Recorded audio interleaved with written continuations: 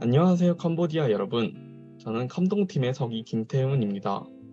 저는 여러분들의 얼굴을 직접 보지는 못하지만 만나서 반갑습니다. 저희가 여러분들의 환경에 얼마나 관심이 많은지 알아보기 위해 재미있는 활동을 가져와 봤어요. 주제는 제로 웨이스트입니다.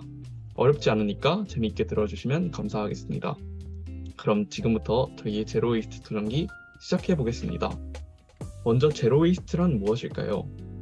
제로 웨이스트는 영어 제로의 0과 웨이스트의 쓰레기를 합쳐가지고 쓰레기를 발생시키지 않는 것을 의미합니다.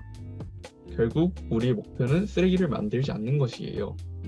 여러분이 오늘 하루 여러분도 모르게 버려왔던 쓰레기들을 생각해 보세요. 여러분이 생각한 것보다 아마 훨씬 많을 것입니다. 그렇다면 우리는 왜 제로 웨이스트를 해야 할까요? 여러분이 사는 동네의 날씨는 어떤가요? 그쪽은 많이 덥지 않은가요? 저희는 며칠 전에 많은 비가 내려서 집이 물에 잠기는 폭우가 왔어요. 또한 폭염으로 인한 가뭄 피해도 심각해지고 있는 상황이에요. 이러한 기후변화가 점점 더 심해지고 있습니다. 이러한 기후변화는 지구온난화 때문에 생기는 것인데요. 지구온난화는 쉽게 말해서 지구가 점점 더워지고 있는 것을 의미합니다. 그렇다면 우리가 행동의 변화 없이 앞으로 그대로 살아간다면 지구는 과연 어떻게 될까요?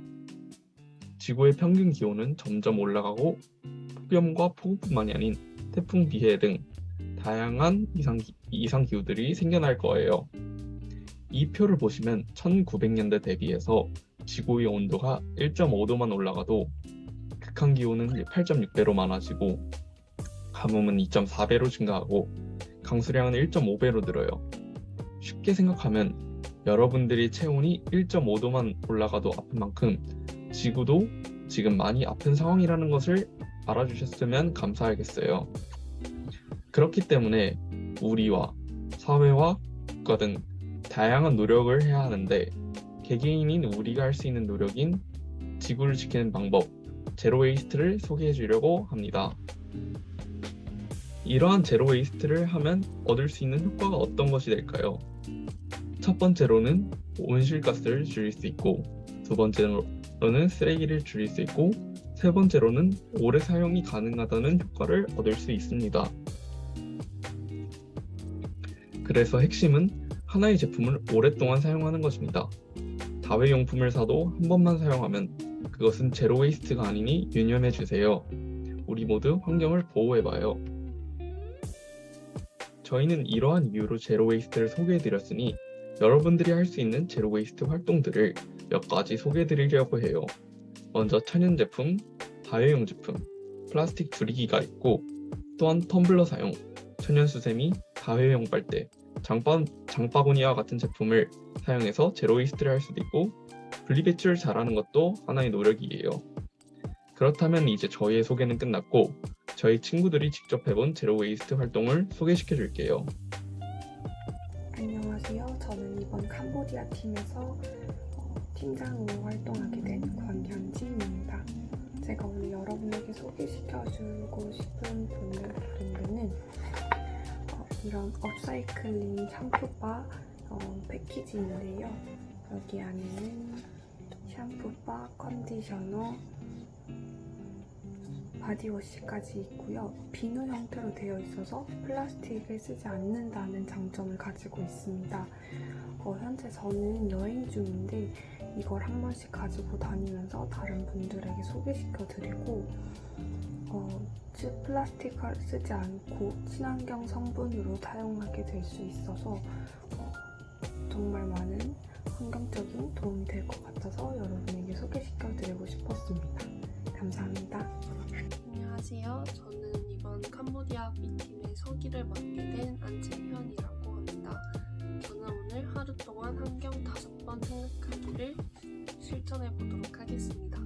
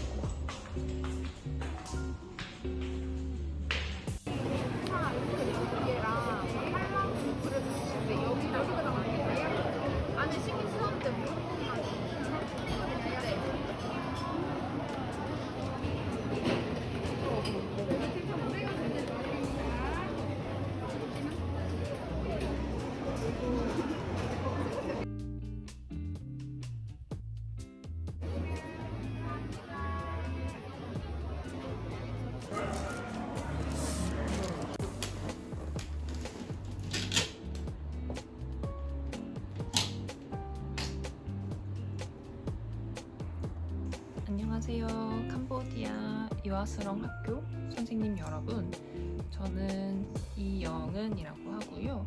캄보디아 감동팀에서 영상 단원을 맡고 있습니다.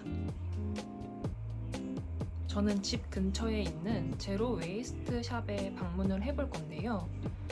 미리 알아본 결과 영상 촬영은 안 된다고 해서 사진 촬영을 한 후에 제로 웨이스트 샵에서 산 물건들을 보여드리도록 하겠습니다. 같이 제로 웨이스트 샵에 가보도록 할까요?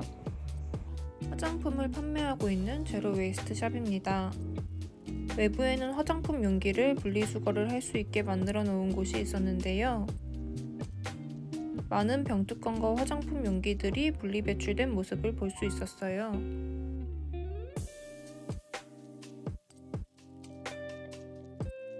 샵 내부에는 분리 배출할 수 없는 플라스틱을 소개해주면서 어떤 방식으로 샵의 화장품 용기가 재활용되는지 설명해주고 있었어요.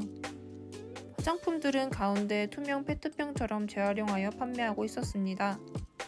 또한 화장품 용기를 다시 사용할 수 있게 리필 용액을 구매할 수도 있었습니다. 제가 아까 제로 웨이스트 샵에서 산 것들을 보여드릴게요. 포장을 해주셨는데 비닐봉지가 아니라 에코백처럼 조그만 가방에 넣어주셨어요. 이런 팩들도 전부 다 종이로 되어 있고 플라스틱은 전혀 사용하지 않는 걸 볼 수가 있죠. 뭘 샀냐면요, 요거랑